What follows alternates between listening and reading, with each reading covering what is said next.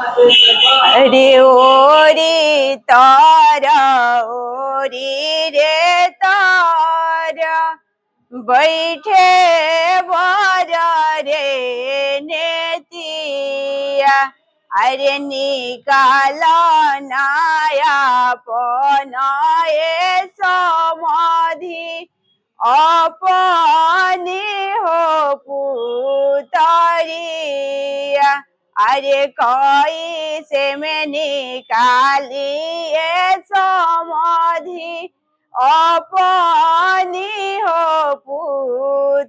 पुतरिया अरे पुतरी निकालत ए समाधि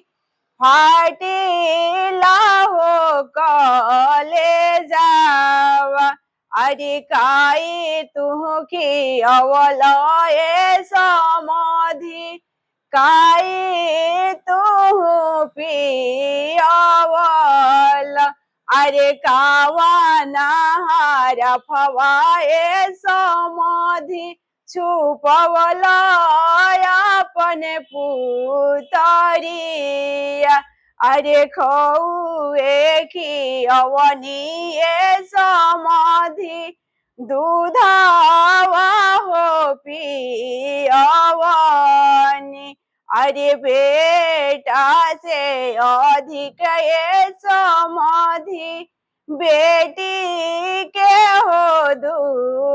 दुलारानी अरे बेटा से अधिक ये समाधि बेटी के हो